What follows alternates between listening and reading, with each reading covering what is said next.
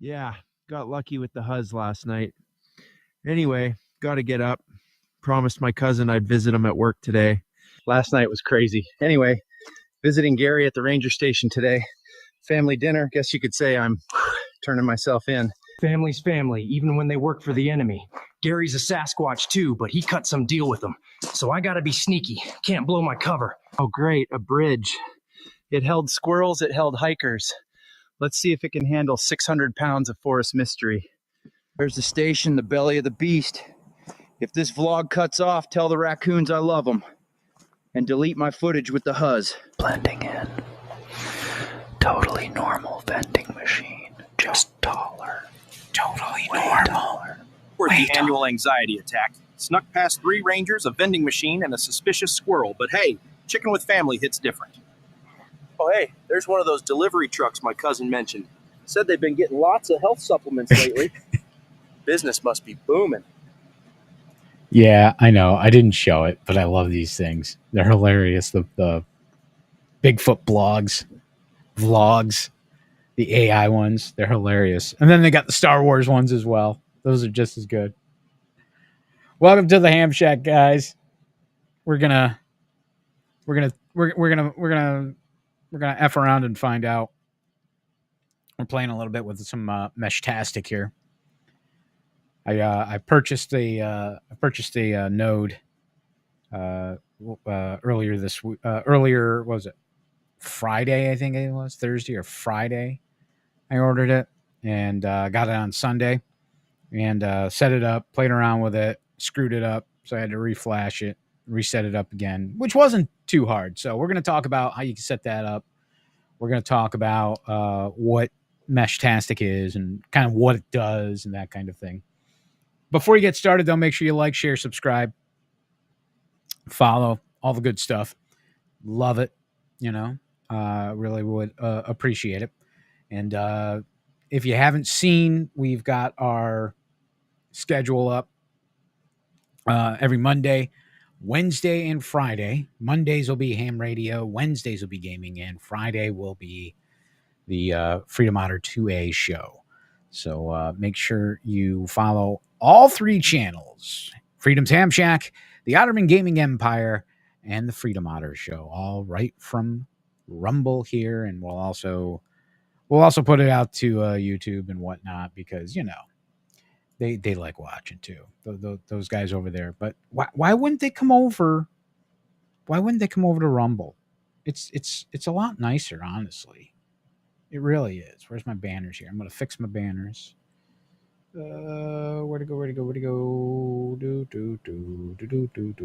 Oh, there it is. Boom. You don't need that. Okay.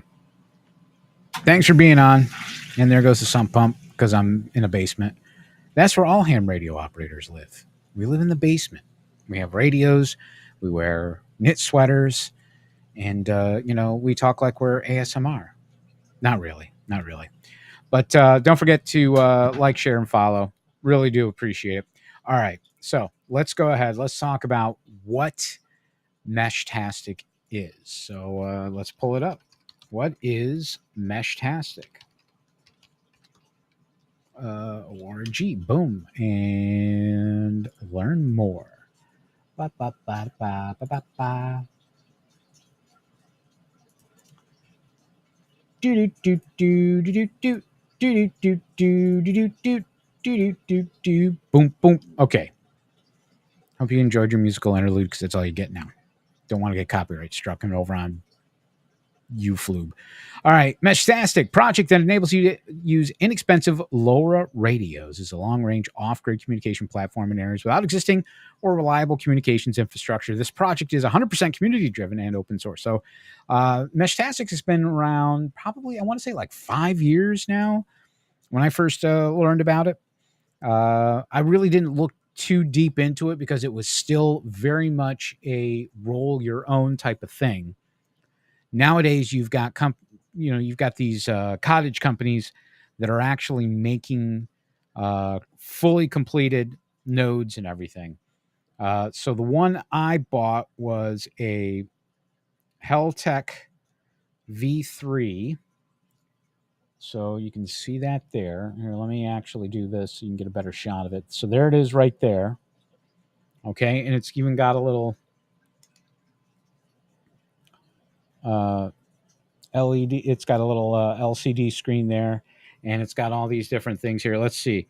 Serial connected, disconnected, GPS not present, unknown signal, hops away one. Yeah, so I had I had this down here, I had it running, and then all of a sudden I came downstairs. Next thing I know, I've got a node. There was another node that it had detected, and I hadn't seen anything since I got the thing fired up. But now that I've got it going here, it's pretty cool. So this little guy right here, and I got it with the battery and the case. This little guy right here, got it off of Amazon, and I'll show you which one I got and where you can get it and how much and all that kind of stuff. Let me hook this back up, just because we're gonna look at it a little bit more. So basically, yeah. So this uses LoRa, which stands for long range. This is in between the 838 megahertz and 900 and something megahertz. What is it? 863 and 920, between 863 and 928. Here in the US, we use 915 megahertz. So basically, what this does is it allows for text messaging over these long ranges using a custom firmware on these devices. These devices were originally created for the commercial sector for monitoring equipment from long range, primarily for farming. I actually have a friend who has a company that has products that support these LoRa devices.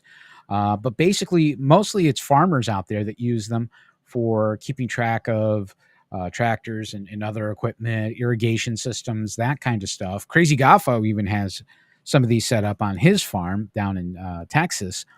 So he's been playing a lot with this kind of stuff and getting into it. I'm getting into it from the ham radio side of it just because it's radio, but there's also the preparedness side of it, which we're going to actually talk about at some point on a Freedom Otter Show standalone video that I'll do at some point over on the Freedom Otter Show. It has to do with with EDC and preparedness and that kind of stuff. So I'll be talking a little bit about that angle of it over there. This one here, I'm going to talk to you about basically how it works, as you can see here from the presentation from the Meshtastic website, as well as basically setting it up and that. I'm not going to go too in depth on the setup part of it, but I will have a setup video and some other standalone videos that I'll be posting here on the HamShack channel that you'll be able to check out. So yeah, so the LoRa long range stuff, this says 331 kilometers. That's the farthest. It's line of sight because it's VHF and UHF. So you can go a pretty long way with these boys, which is really nice. And they're, people are making 3D printed cases, and there's a lot of different varieties. There's even a standalone unit now that kind of looks like a BlackBerry, so you can do just texting.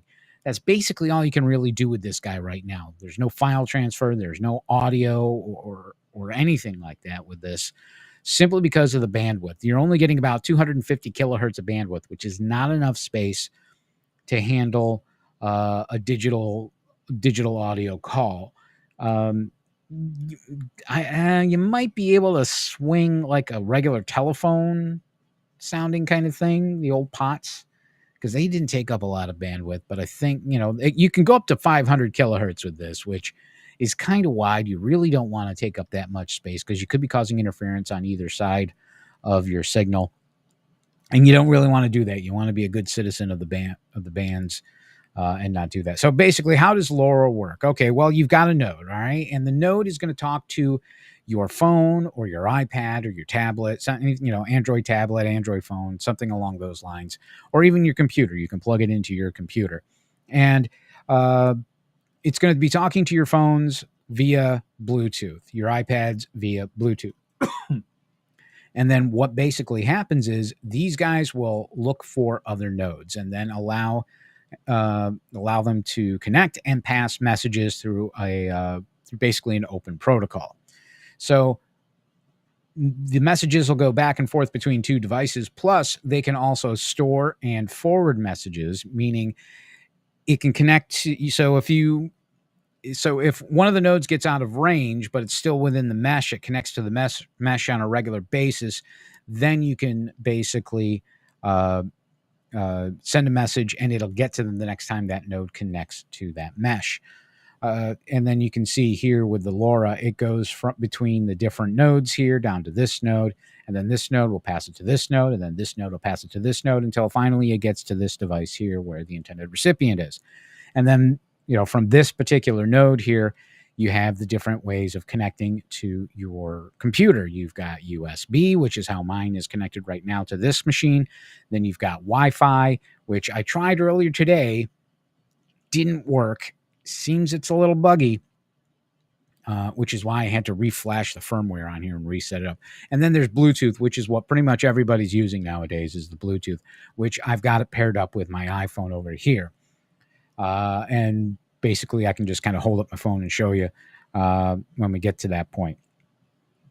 So you don't need any cellular. You don't need anything like that to be technically connected to the grid. It's still off grid, but you're still using Bluetooth. You still need a device that will allow you to be able to interact with the node. Whereas this little guy here over on the left-hand side, on the lower left, they're standalone now. These are called T-Decks.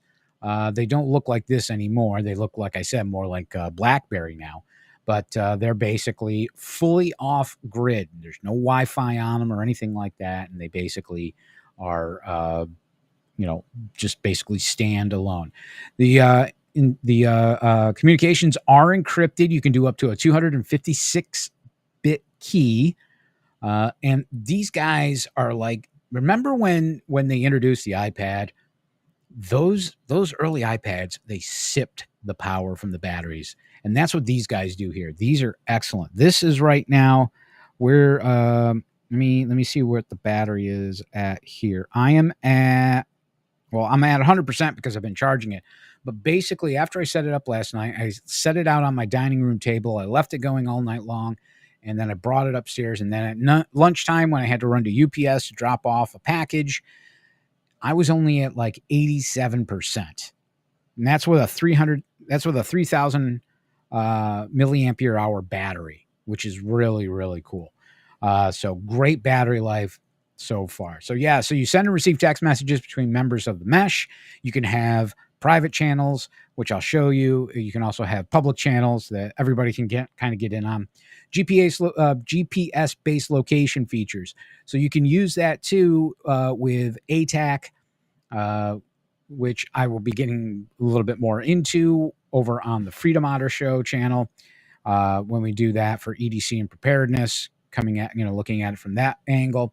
And more, it says. I'm not sure what the more is. I've only started playing around with the texting part. I really haven't had too many people. The fact that I saw another node pop up here is pretty cool. That means somebody else just either turned theirs on or was in the neighborhood. So we'll see how that works. It might still be connected. If that's the case, great. So using the long-range protocol, widely accessible in most regions without the need for additional licenses or certifications, unlike ham radio operations. Very true. Ham radio, you need a license. With this is in part of the unlicensed band in the 915 megahertz area. So you can basically just buy it off of Amazon and set it up and you're good to go. Whereas with ham radio, you got to have a license before you key that radio. If you key that radio without a license and you're not in an emergency, a life or death emergency, when they find you, they're going to fine you. I mean, we're talking like $10,000 minimum. Meshtastic radios can be paired with a single phone, allowing friends, family to send messages directly to your specific radio. Important to note that each device is capable of supporting a connection from only one user at a time. I learned that one. And so basically, you got to think of your node as like your radio. But the nice thing is, once you start getting a bunch of them connected, you start getting that nice, you get that mesh, you get a lot of guys talking. Over at Dayton Hamvention, Ham Radio Crash Course did something like that. He had a he had a couple of his nodes with him, and the guys at Meshtastic actually had a custom firmware, which was kind of nice. I should also say, guys, if you have questions, feel free to pop them in the chat. I'll do my best to answer the questions for you. We'll kind of go from there. But getting back to my little anecdote there, Ham Radio Crash Course, you went to the Dayton Hamvention a couple weekends ago. The guys from Meshtastic were there. They had a specialized firmware because the first time people used Meshtastic at the Hamvention, there was it overloaded. But the Meshtastic guys basically took this opportunity. They made a custom firmware and to help iron out some of the bugs that they were seeing before and to improve the product. The cool thing is they got to a very low channel utilization. Each channel was only being used 25%. So the bandwidth is chopped up into different channels, different segments. Kind of think of it like almost like a CB or a television. And that basically, they kept the utilization of each channel to about 25% or lower. If you get up to 50%, that's kind of maximizing where you want to be. And then anything beyond that, you're going to start getting interference and other issues. So 25%, really, really good.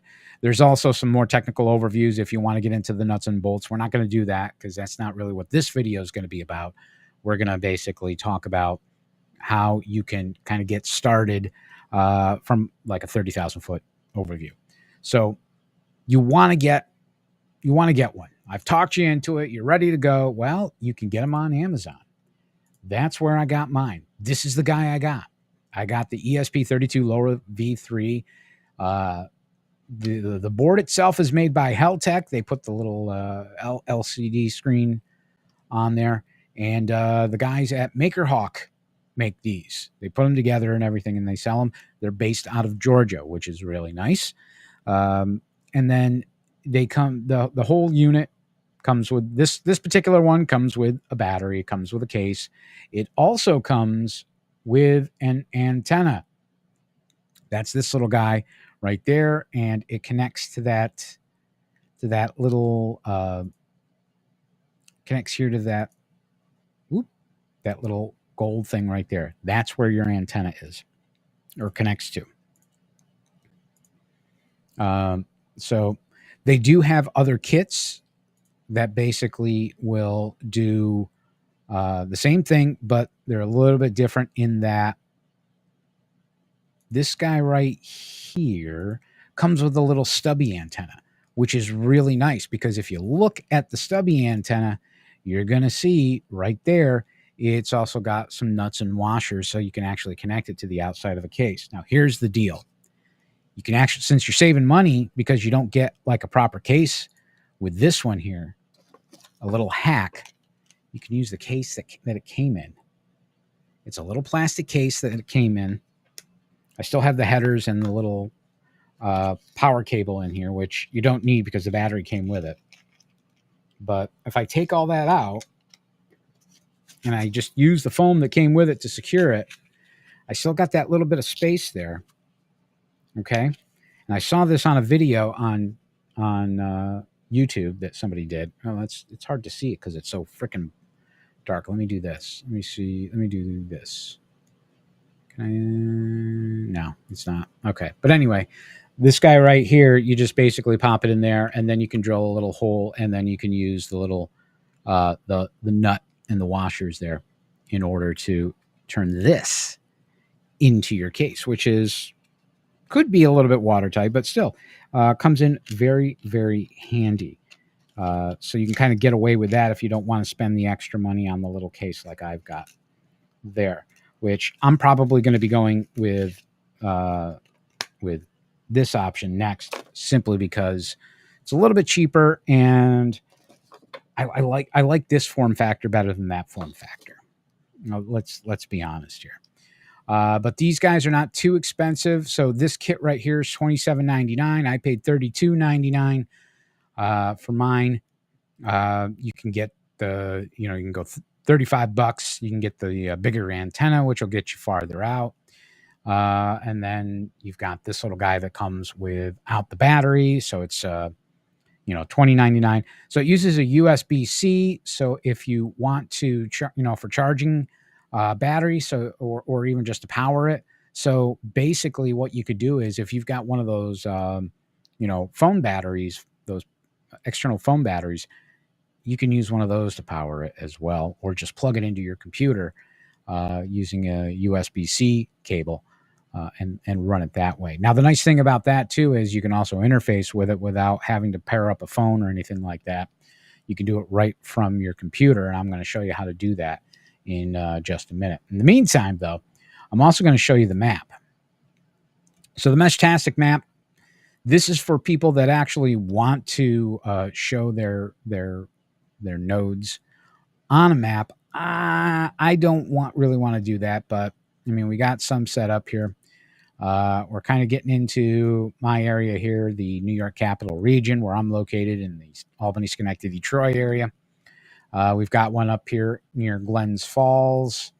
So the thing is, if you kind of zoom in, it'll show you exactly where these guys are. That's the only thing. You kind of dox yourself. I wouldn't recommend it. I really wouldn't.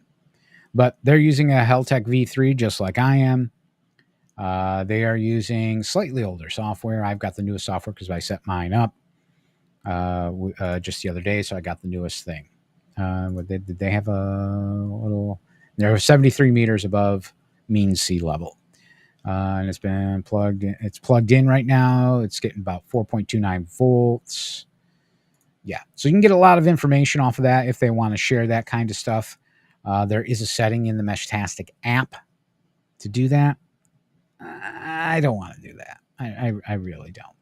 But you can see here, there's nodes all over the joint. And then you got you got some over here by Geneva, out towards Seneca Falls and Syracuse, Canandaigua, Rochester, Ironquoit, Webster. Yeah, they're all out there, but for some reason there's not a lot out here unless they just are not reporting, which is quite possible. So if you want to check that out, it's meshmap.net. You can go and see if there's anybody that's actually reporting near your location if you want, and see where it is. And kind of go from there if you really want to do it. Now, the other thing you want to think about is with your setup, what do you want your node to do? And we can do that basically. So let me do it like this here. Let me get this set up. Window. There we go. Meshtastic web. Boom. Share. Okay. Now, bring this over on my main screen here. So this is going to allow you to basically connect into your node. And with this, you can connect either through web, because you can turn on a web server that's on it. You can do it through Bluetooth. If your computer has Bluetooth, my computer does not. Or you can do it through serial. This is basically how I'm doing it through here. So I can basically say new device. It sees all my serial ports. I can say USB, TTY, USB 1, connect. And there it is right there. The Otter Mafia, that's what it is. And, these are nodes that it has seen, which is kind of cool. I'll back that up later. So this is kind of cool, as you can see here. So this is the one I saw when I popped on. This is kind of neat. Let's see. I can message these nodes here, possibly. That one's kind of locked in. I'm not sure what the icons really mean, but this is the one that popped up. I'm just going to say, hello, how are things? Send. And then it will go through my node here. It'll try to connect and send. And waiting for delivery. We'll see what happens here if it actually goes through. Now, while this is doing its thing, I can actually make changes to the device from this. As you can see, I can do it. I can go into config and change a lot of stuff. I'm hoping it's able to send it. Because honestly, I don't even know where that node is, if it's still even in range or not. But it's still kind of cool.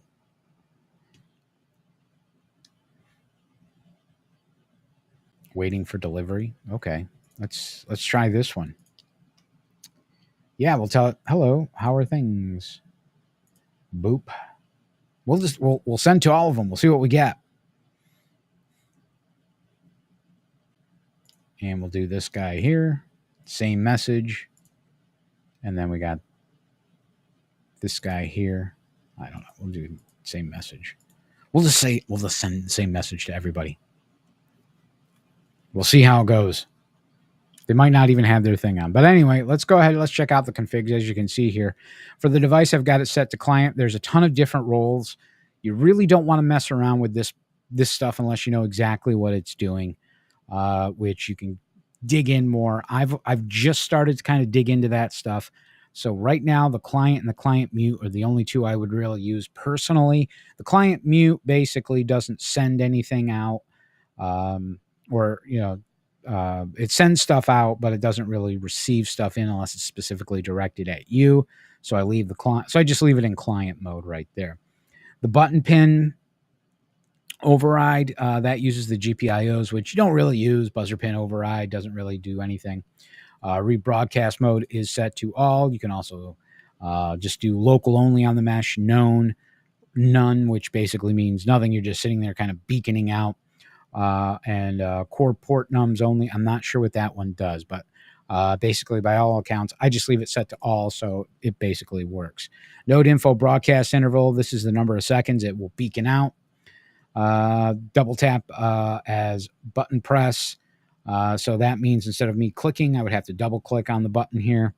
That probably goes for certain cases that might be a little bit more dodgy in regards to the button itself, which I'm not going to worry about. POSIX time zone, it's going to get the time zone, so it can basically keep track of the time, obviously. And the default blinking LED, the heartbeat. What will happen is there's a little white LED that'll keep blinking. It'll let you know that it's working. It's annoying. I turn it off. No big deal there. Position. So basically, you can enable the smart position, which is on right now. Unless there's any kind of change in location. I don't have the GPS on right now, so I'm not worried about it. I don't need to broadcast my location right now. And it's basically, I don't have fixed position turned on either. So you can actually, with these though, you can set a range, so it's not your precise location. Obviously, you can change that and just basically be, it won't show your exact location on a map. You could literally be in a field like a half mile away, and that, that's basically it. So you got a receive pin for GPS. You got a transmit pin to send stuff out. The enable pin to turn on the GPS on the board, that kind of thing. Broadcast interval for all of that. GPS update interval, smart positioning distance. Minimum distance in meters that must be traveled before position update is sent.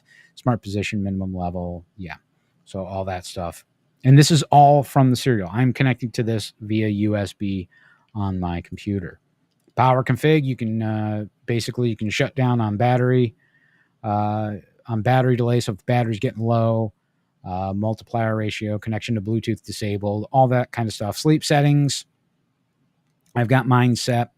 So, it puts the screen to sleep after a little while if it's just on battery, but since it's plugged in right now, it's going to stay on. Your network, this is where you can turn on the Wi-Fi, which I would not recommend doing that. You can put in your network name and password. Ethernet config, I'm guessing, from what I took a general look at the pins on the board, and I believe there is some Ethernet pins. So you could set that kind of up. I don't know. The point of it is supposed to be mobile. So I don't know why you would want to have Ethernet set up on it, honestly. So I would say probably not. UDP config, so it broadcasts out a little UDP ping, and there's the time server. So it's basically pulling time from Meshtastic's own NTP server, our syslog server. I don't really use syslog. I've never used syslog. I've never looked at it. Display, screen timeout after 600 seconds, according to display format, decimal, how fast to cycle through windows. I just click and it lets me, the top button will let me click through, which I can kind of show you. Well, it's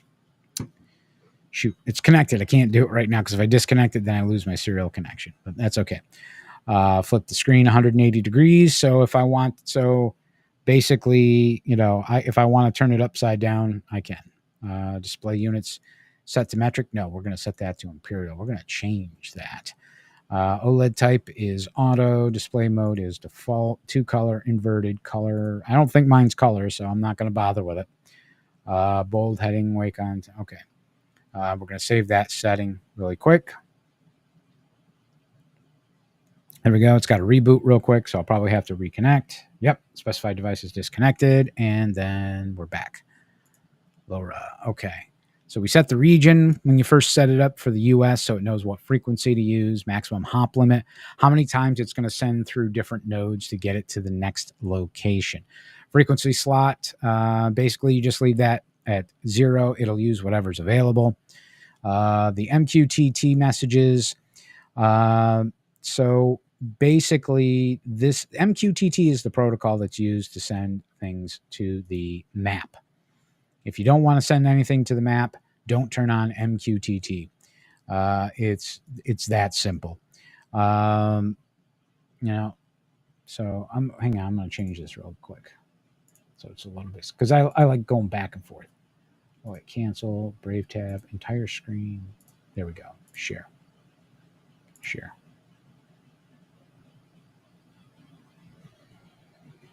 Hello. Did I not put the right one in? I thought I did.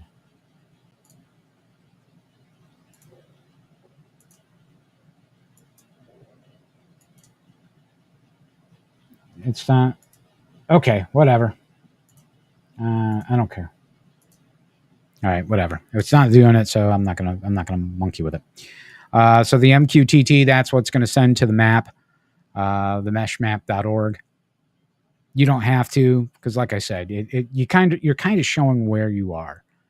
So not my thing, Waveform settings for the modem. I have not played with this.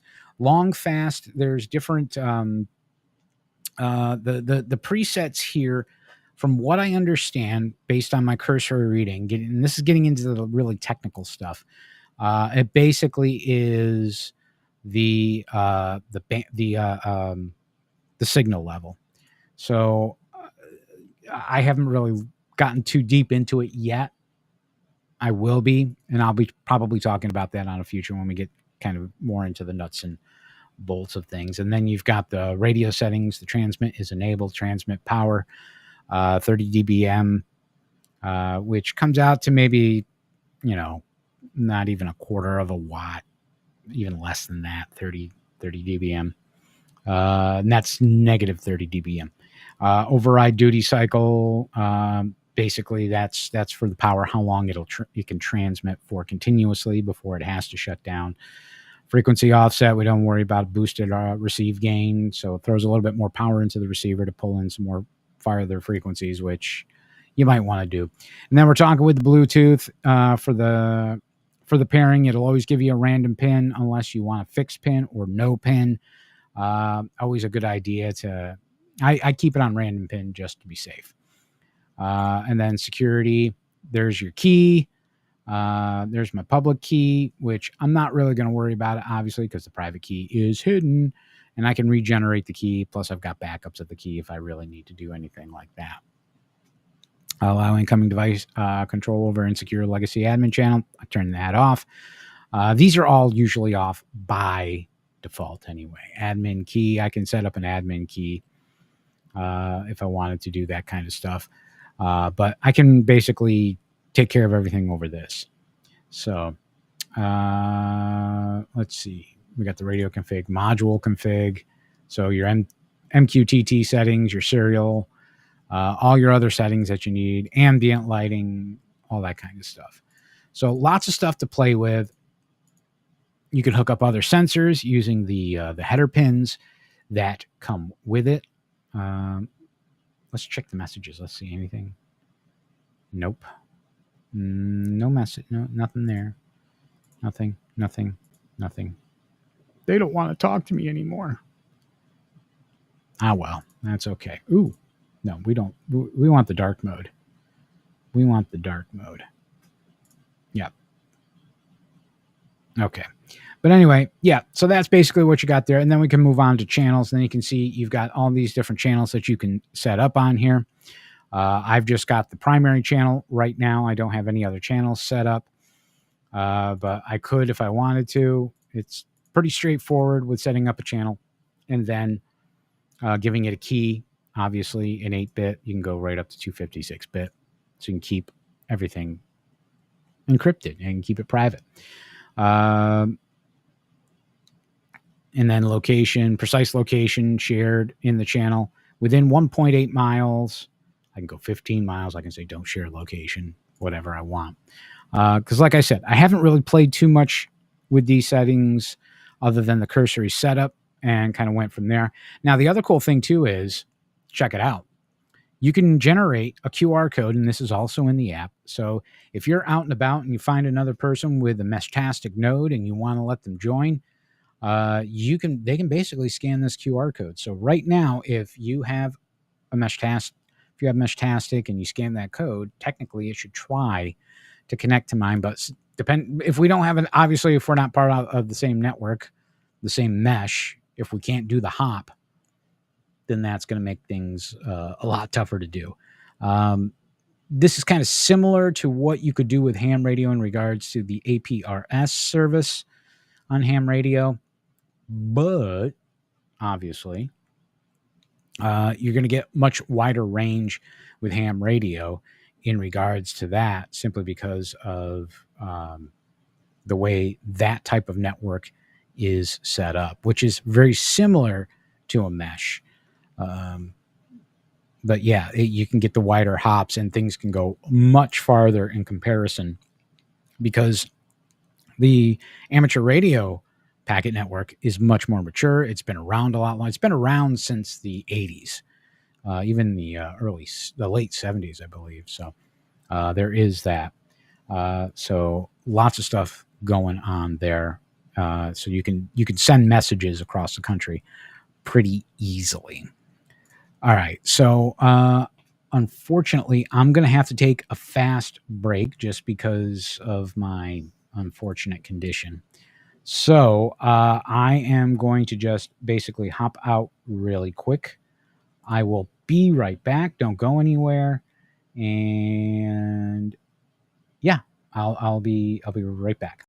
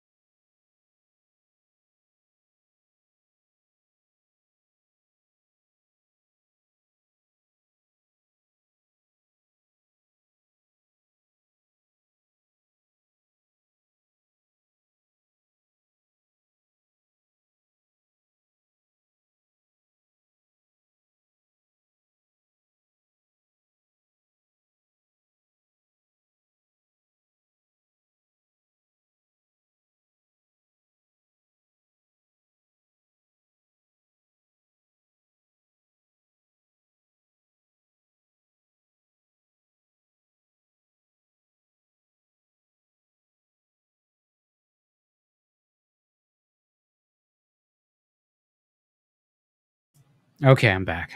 Let me turn on my camera here. Boom. Boom. All right. Man, don't get surgery on your pancreas. Don't. 1 out of 5 stars. Would not recommend. Okay, so where were we at? We were talking about the channels, and then while I was gone, I was taking a look at the nodes we found here. So yeah, so let's go ahead and let's kind of take a look. Model unsent, MAC address unknown. So obviously you can see we can get some info here. Let's see. Yeah, so last heard 53 minutes ago, 53 minutes ago. Last heard never? What? Last heard never? What? I don't know what the hell that is. I don't know. Unless these popped up. Okay, so this is 3 hops away. This is 1 hop away.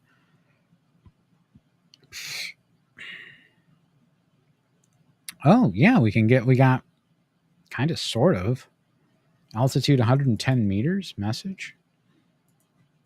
Well, we already messaged them. It's just waiting for delivery. So I guess we'll have to wait and see what happens. Primary channel, nothing in our channels. Yeah. And then you can search nodes with whatever you see.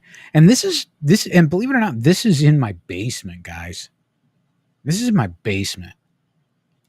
So if you can imagine, if I put this up on the 2nd floor in my office, I would probably get much better results. I mean, it was up there all day. So I'm wondering if maybe these are people that came home or just kind of came by the neighborhood or something like that, drove by in the neighborhood.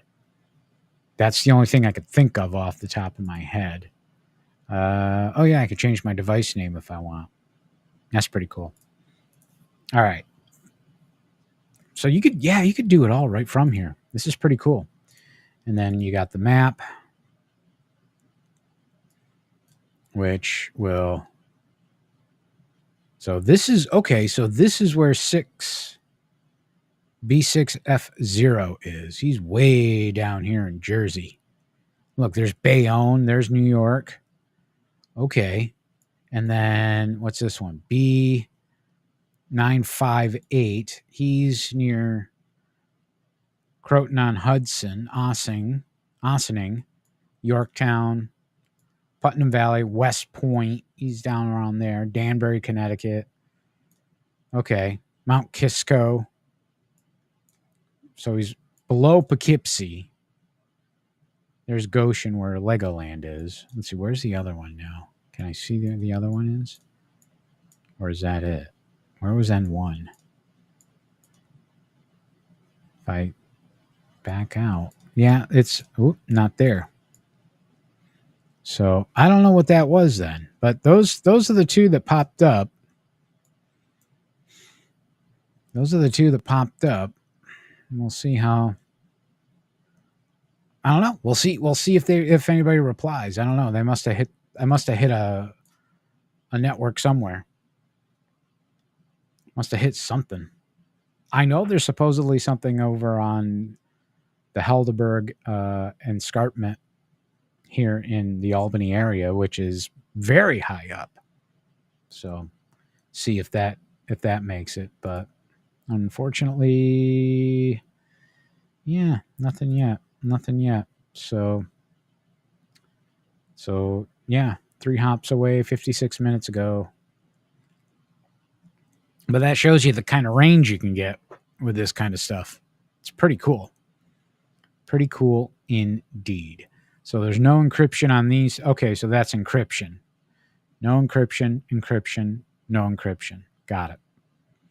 So I'll probably throw this back up in the office after I'm done with the stream tonight and get it up there, which, see what we get in the morning. We'll wait and we'll see what we get in the morning. Plus, I'll be able to see on my phone anyway. So that'll be good. So what do you think? Anybody got questions? Drop them in the chat. Let me know. Don't forget to like. Don't forget to share this out. Make sure you're following the channel. All right. As well as the Otterman Gaming Empire and the Freedom Otter show for my 2A show. I'm going to be doing the gaming. I'm going to be doing the gaming stream Wednesday at 9 p.m. So I haven't decided what game I'm going to play yet. Maybe Neverwinter. Maybe we'll throw some City of Heroes in there. I think I grabbed something else. I forgot what I grabbed. I'll have to look and see. I grabbed something that Scottish Viking was playing, and I thought that looks good. So I grabbed it off of Steam because it was on sale.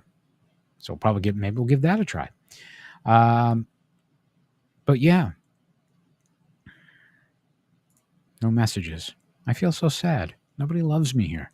But we'll see what happens. I'll be posting on the Ham Radio X account, which is KB2MOB, which you can follow on X. So, but in the meantime, if you have any questions about Meshtastic, go ahead, let me know in the chat. I'll be happy to answer those questions. How about we do some ham exam? You want to get your ham radio license, right? Do you want to get your ham radio license? Let's help you get your ham radio license here. All right, let's do this. Boop. Let's get over. Share screen, I said, damn it. Window.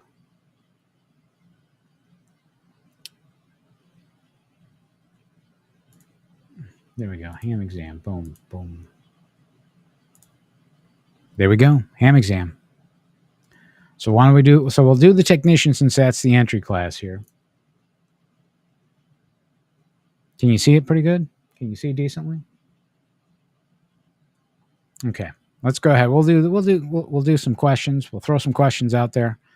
See if anybody's got any questions in the chat about Meshtastic. Maybe I didn't cover something. Maybe you want to know something else. Let me know. Where should the negative power return of a mobile transceiver be connected in a vehicle? To any metal part of the vehicle? Hang on. Let me make this bigger. That way you guys can see it. There you go. Where should the negative power return be connected to in a vehicle? To any metal part of the vehicle through the transceiver's mounting bracket at the antenna mount at the 12-volt battery chassis ground. Which one do you think it is? I'm probably going to say the chassis ground, which is correct.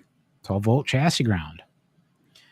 What frequency range is referred to as VHF? Which one is VHF? Let me know. Is it 30 to 300 megahertz, 300 to 3000 megahertz, 300 kilohertz to 3000 kilohertz, 30 kilohertz to 300 kilohertz? Well, kilohertz, that is smaller than a megahertz. So let's think about this. So if you have 300 kilohertz, that's 30 megahertz. Or 3 megahertz, I'm sorry. 3 megahertz. So what is that? That's shortwave. That's shortwave. That's HF. That's not VHF. So we can eliminate the kilohertz ones. So that leaves us A and B. So which ones are VHF?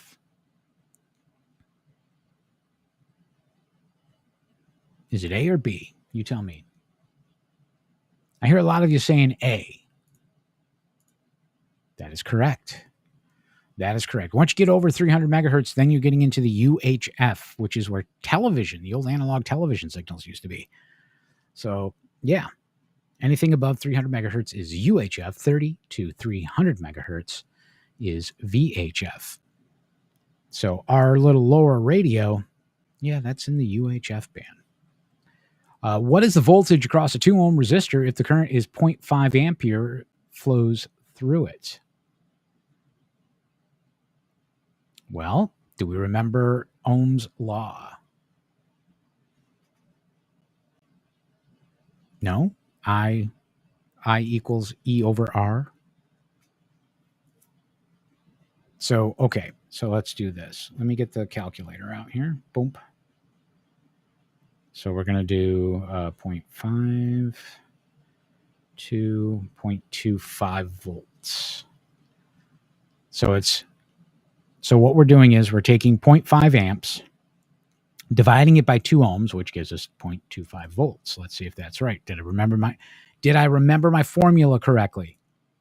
No, it was 1 volt. So is it times then? Was it times? 0.5 times 2. 0.5 times 2 is 1 volt. Yep, I goofed it up. I should have multiplied it instead of divide. I goofed up. That was me. But let me bring it up for you just so you understand what I'm talking about.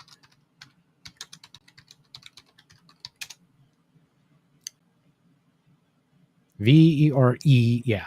So Ohm's law. V equals I times R, or you would do V divided by I equals R.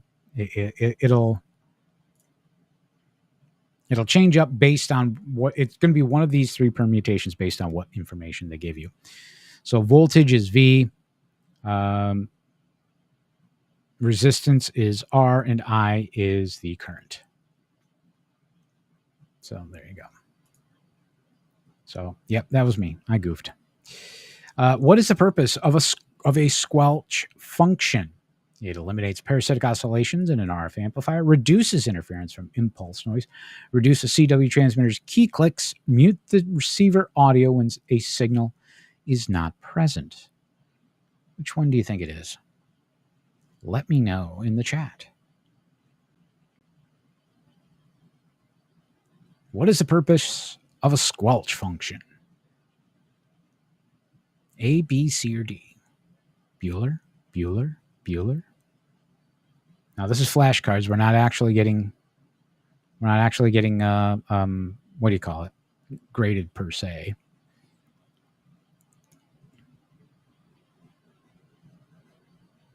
If you said D, you're correct. That is it right there. What is CW?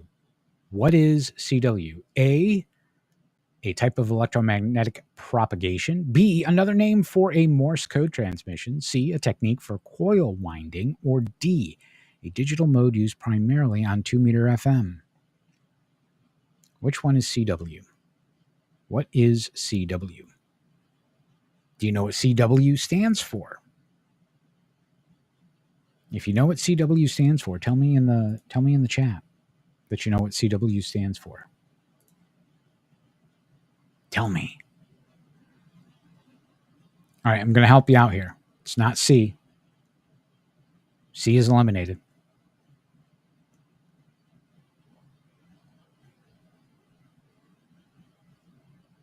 It is B.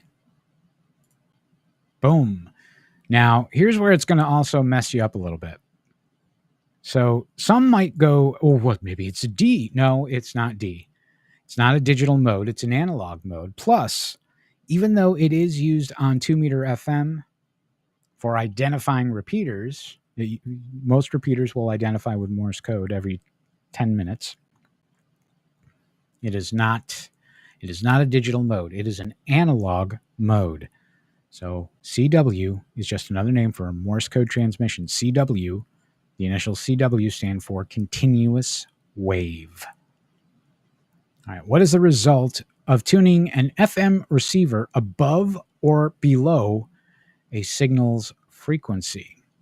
A, distortion of the signal's audio. B, change in audio pitch. C, generation of a heterodyne tone. Or D, sideband inversion. What is the result of tuning an FM receiver above or below a signal's frequency? What happens when you tune? So you're listening, think of it. Do you still listen to the radio in your car? And you switch the station? Now, pretty much all car radios are channelized now. You turn it and it just goes 3 kilohertz to the next channel. So but if you were to listen in between,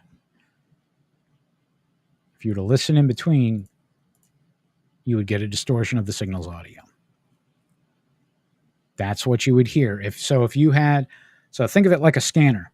So if you were to plug in, if you had a scanner that could pick up FM radio, which it definitely could, So in the US, we use the odd number frequency channels. In Europe, they use the even numbers. That's why you have like 93.1, 93.5, yada, yada, yada. 97.7, whatever. So if you have a police scanner, radio scanner, they can pick up FM radio. You could plug in a direct frequency. So let's say you've got a channel on, you've got a station on 95.5 FM in your local area.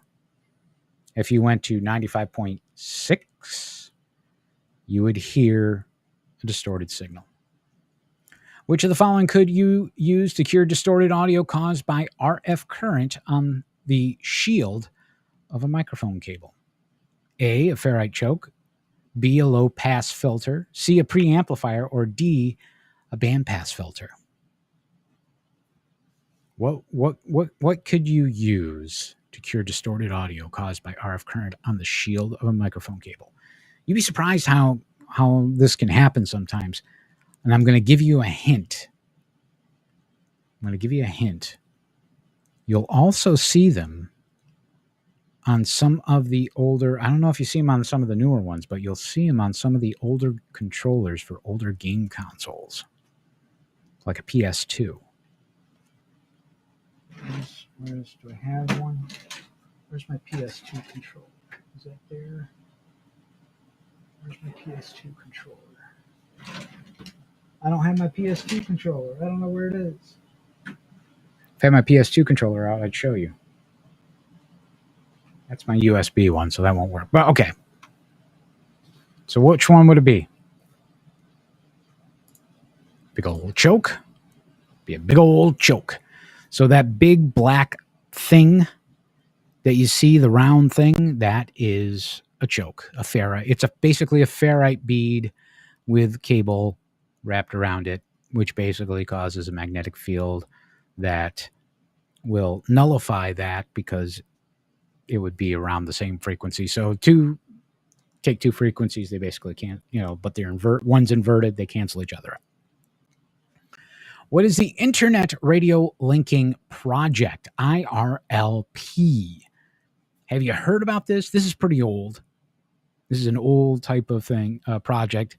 I don't know of a lot of repeater owners that do this, but is it a system of informing amateurs in real time the frequency of active DX stations? Is it a system for providing access to websites via amateur radio? A technique to connect amateur radio systems such as repeaters via the internet using voice over internet protocol, or a technique for measuring signal strength of an amateur transmitter via the internet. I literally gave it away when I said repeater owners. So yes, it's basically a VoIP. It's a VoIP system, and it required hardware to be installed into a computer in order to do it. Nowadays, you've got Echolink and you've got WireX and D-Star and a whole bunch of others that you don't have to really worry about that stuff anymore. All that stuff, you don't have to do it anymore. What is a talk group on a DMR repeater? Is it a group of operators sharing common interest? Is it a protocol that increases the signal-to-noise ratio when multiple repeaters are linked together? Is it a net that meets at a specified time, or a way for groups of users to share a channel at different times without hearing other users on the channel? What is a talk group? What do you think it is? A, B, C, or D? There's only one. I know there's some active DMR here in the Albany, New York area. I have a DMR radio. I just haven't set it up to be on the DMR repeater that's local. So, but if you said it's a way of users to share channels at different times without hearing the other users on the channel, you'd be right. You would definitely be right. It allows basically yeah, because it's digital, you can have think of it like packets. You can have multiple computers on a network. They can all talk to different things via the router, which technically would be like a repeater. Which of the following is used to convert a signal from one frequency to another? Is it A, an amplifier, B, a mixer, C, an inverter, or D, a phase splitter? What's used to convert a signal from one frequency to another? A, B, C, or D? What do you think? Let me know in the chat.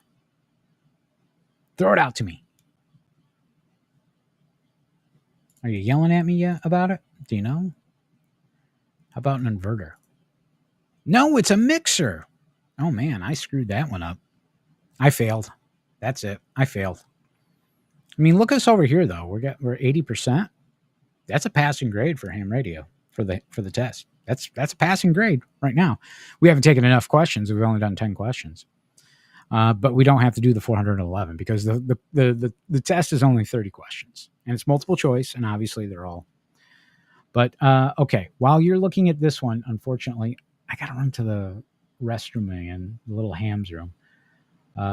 So yeah, I will be right back. Unfortunately, this is getting tiresome. This is why I hate what I've got. I'll be back.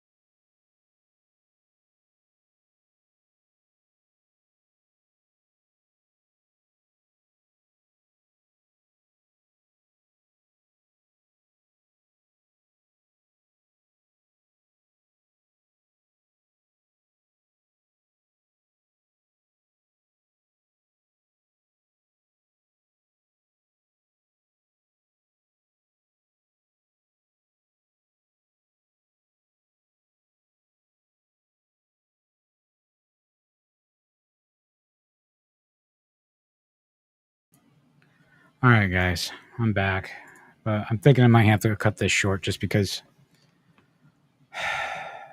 Soon, as soon as I finish, then I don't get that far, and then all of a sudden, I got to go back. So so I think I'm gonna have to cut this one short. Unfortunately, I don't like it, but I really don't think I have too much of a choice on this one. There's good days and there's bad days. Today's just been a bad day, I think.